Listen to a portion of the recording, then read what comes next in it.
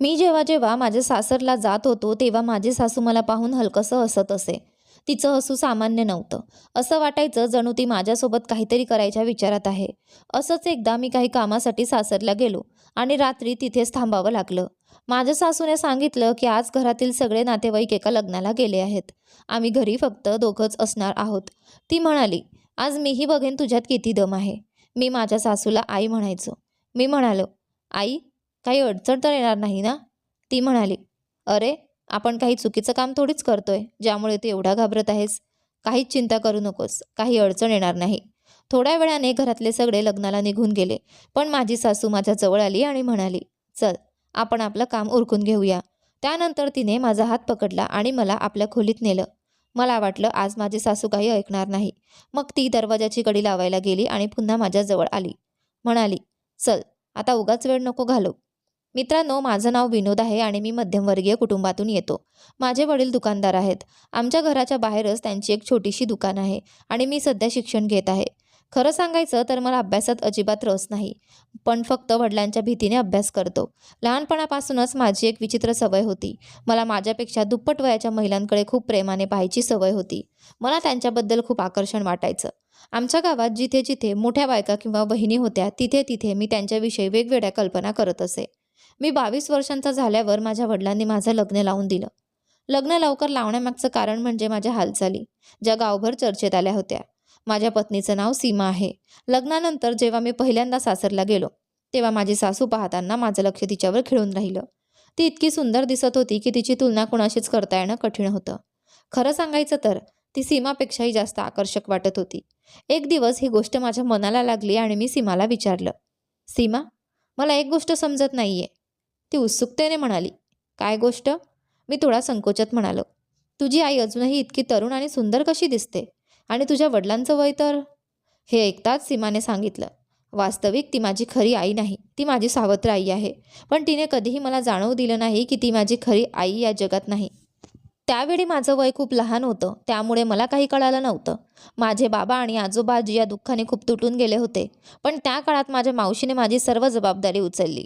मग सीमाने पुढे सांगितलं, थोड्या काळानंतर माझ्या आजोबा आजींनी माझ्या मावशीचं लग्न बाबांसोबत लावून दिलं, जेणेकरून माझी योग्य काळजी घेतली जाईल. त्यावेळी माझी मावशी माझ्या आईपेक्षा 8 वर्षांनी लहान होती. हे ऐकून मी थोडा आश्चर्यचकित झालो आणि विचारलं, मग तुझ्या मावशीने या लग्नाला नकार का दिला नाही? सीमा हसत म्हणाली, माझ्या मावशीचं म्हणणं होतं की असं केल्याने ती तिच्या ताईला नेहमी आपल्या जवळ असल्यासारखं अनुभवू शकते. तिच्यासाठी ही फक्त एक जबाबदारी नव्हती, तर तिच्या ताईसाठी असलेलं प्रेम आणि कर्तव्य निभावण्याचा एक मार्ग होता. तिने मला कधीच आईच्या मायेची कमी जाणवू दिली नाही. खरं सांगायचं तर तिने मला इतकं प्रेम दिलं की कधी असं वाटलंच नाही की ती माझी खरी आई नाही. आमच्या लग्नाला 2 महिने झाले होते आणि सीमाने मला सांगितलं की मी तिच्या माहेरच्या सगळ्या लोकांना भेटावं. मीही होकार दिला. आम्ही दोघं माहेरला पोहोचलो आणि जेव्हा मी तिथे पोहोचलो तेव्हा पाहिलं की माझी सासू लाल रंगाच्या साडीमध्ये अप्रतिम दिसत होती. तिचं हसू इतकं मोहक होतं की जो कोणी पाहिल तो आनंदी झाल्याशिवाय राहणार नाही. आम्हाला पाहून तिने हसतच म्हटलं, आज तुम्ही दोघं अगदी बरोबर वेळी आलात. हे ऐकताच सीमाने लगेच विचारलं, काय झालं आई? काही खास कार्यक्रम आहे का? माझी सासू हसत म्हणाली, नाही, काही खास कार्यक्रम नाही, पण आज मी तुमच्या आवडीचा स्वयंपाक केला आहे. हे ऐकून सीमा आनंदाने स्वयंपाकघराकडे गेली, कदाचित पाहण्यासाठी की तिला काय खायला मिळणार आहे. या दरम्यान माझी सासू माझ्याजवळ येऊन बसली आणि हलकीशी शरारती स्मित करून म्हणाली, हं जवाई राजा, आता सीमासोबत मज्जा येते का नाही? हे ऐकताच मी थोडा अस्वस्थ झालो आणि थोडा सरळ बसत म्हणालो, आई, हे तुम्ही काय बोलताय? माझ्या आवाजात किंचित घाबरलेपणा होता. माझी सासू हसत म्हणाली, यात आश्चर्य काय आहे? जर सीमा तुझी व्यवस्थित काळजी घेत नसेल तर मला सांग, मी तुझी पूर्ण काळजी घेईन. तिच्या बोलण्यात केवळ आपुलकीच नव्हती तर हलकीशी शरारतही जाणवत होती. हे ऐकून मी काय उत्तर द्यावं हेच मला कळेना. मी गप्प उठलो आणि समोरच्या खुर्चीत जाऊन बसलो. माझी नजर तिच्याकडे जाण्याची हिंमत करत नव्हती. तेव्हाच सीमा नाश्त्याची ताटली घेऊन तिथे आली. सीमाने टेबलावर ताटली ठेवत म्हटलं, चला, आता आपण सगळे मिळून नाश्ता करूया. मग आम्ही सगळ्यांनी मिळून नाश्ता केला. नाश्ता झाल्यानंतर मी सीमाला म्हणालो, चल सीमा, पटकन सगळ्यांना भेटून घे, मग आपण निघू. माझं वाक्य पूर्ण व्हायच्या आधीच माझ्या सासूने थोड्या नाराजीच्या सुरात म्हटलं, अरे, अजून 1 तासही नाही झाला तुम्हाला इथे येऊन आणि तुम्ही जाण्याची तयारी करता आहात? एवढी घाई कशाला? यावर सीमाने माझ्याकडे पाहिलं आणि मोठ्या प्रेमाने म्हणाली, अहो, आज आपण इथेच थांबूया, उद्या निघू. तिच्या स्वरात असा काही भाव होता की मी तिला नकार देऊ शकलो नाही. शेवटी मी म्हणालो, ठीक आहे, जसं तुला हवंय तसंच करू. आज इथेच थांबूया. हे ऐकताच माझ्या सासूच्या चेहऱ्यावर आनंद झळकू लागला. ती लगेच म्हणाली, अरे वा, हे तर अगदी योग्य ठरलं. इतक्या दिवसांनी आलात तर निदान 2-4 दिवस तरी राहा ना आमच्यासोबत. तिच्या शब्दांवरून स्पष्ट होत होतं की तिला आमच्यासोबत काही वेळ घालवायचा होता.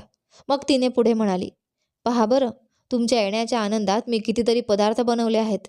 चला, आता दुपारच्या जेवणाची तयारी करूया. यानंतर आम्ही सगळ्यांनी मिळून जेवण केलं. जेवण झाल्यावर मी थोडा एकटा बसून विचार साफ करण्यासाठी आणि आराम करण्यासाठी गच्चीवर गेलो. सौम्य गार वारा वाहत होता आणि आकाशात तारे चमकत होते. मी शांतपणे उभा असताना मला जाणवलं की तिथे आधीपासूनच कोणीतरी होतं. तेव्हा माझ्या सासूने हलक्या स्वरात म्हटलं, जर तुला इच्छा असेल तर ही रात्र लक्षात राहील अशी बनवू शकतो. हे ऐकताच मी अस्वस्थ झालो आणि मंद आवाजात म्हणालो, आई, हे तुम्ही काय बोलताय? यावर ती माझ्याजवळ झुकत शरारती सुरात म्हणाली, अरे यात चुकीचं काय आहे? मी अजूनही तितकीच सुंदर आहे जितके आधी होते. तुला आणखी काय हवं? तिच्या डोळ्यात एक वेगळी चमक होती जी मला अधिकच अस्वस्थ करत होती. इतक्यातच सीमा तिथे आली आणि तिने हलकीशी स्मित करत विचारलं, हं जी, सासू आणि जावाईमध्ये काय गुपित चर्चा सुरू आहे? तिच्या आवाजात सहजता होती, पण मला असं वाटत होतं जणू ती काहीतरी समजून घेण्याचा प्रयत्न करत आहे. मम्मीजीने पटकन सावरत म्हणाल्या, काही नाही बाळा, मी फक्त तुझ्या नवऱ्याला समजावून सांगत होते की जीवनात अनुभवाचं किती महत्त्व असतं. मोठ्या माणसांसोबत वेळ घालवल्याने खूप काही शिकता येतं. सीमाने मान हलवत म्हणाली, हो मम्मी, तुम्ही बरोबर म्हणताय, अनुभव नेहमी उपयोगी पडतो. ती मम्मीजीच्या बोलण्याला खरा संदर्भ समजू शकली नव्हती. थोड्या वेळाने आम्ही सगळे खाली हॉलमध्ये आलो. मम्मीजींनी सुचवलं, आज रात्री आपण सगळे हॉलमध्येच झोपू. इथे कूलर आहे, त्यामुळे उष्णता जाणवणार नाही. सगळ्यांनी त्यांचं म्हणणं मान्य केलं. त्यांनी पटकन गाद्या अंथरल्या. माझी जागा सीमाच्या बाजूला होती आणि मम्मीजी माझ्या दुसऱ्या बाजूला झोपल्या. दिवसभराच्या थकव्यामुळे आम्ही लगेच झोपून गेलो. कधी रात्र संपली आणि सकाळ झाली हे कळलंच नाही. जेव्हा माझी झोप उघडली तेव्हा हॉलमध्ये फक्त मी आणि मम्मीजी होतो. सीमा कुठेच दिसत नव्हती. मम्मीजी माझ्या शेजारी बसल्या होत्या आणि शांतपणे माझ्याकडे पाहत होत्या. त्यांच्या चेहऱ्यावर गांभीर्य होतं, पण त्यांच्या डोळ्यांमध्ये काहीतरी वेगळंच चालू होतं. त्या क्षणी मी थोडा अस्वस्थ झालो. मी स्वतःला सावरत विचारलं, सीमा कुठे आहे?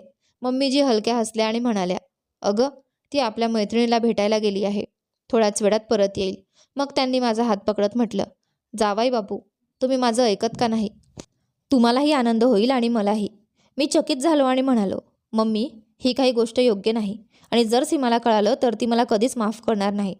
मम्मीजी शांत स्वरात म्हणाल्या, म्हणूनच तर मी सांगते ना, आता तर सीमा घरात नाही आणि आपण दोघंच इथे आहोत. मी गादीवरून उठून बसलो. त्यांनी दरवाजाची कडी अलगद लावली आणि माझ्याजवळ येऊन बसल्या. त्यांच्या चेहऱ्यावर एक विचित्र भाव होता, जणू काही त्या आतून अस्वस्थ होत्या.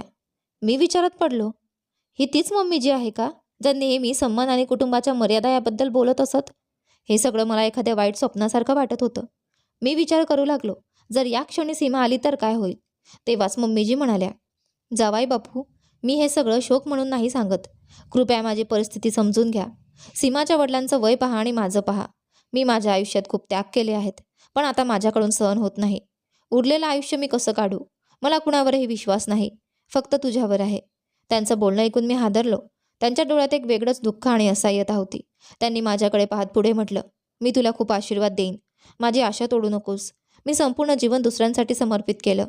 आता मला फक्त थोडा आधार हवा आहे. त्यांच्या शब्दांमध्ये एक कटू सत्य होतं.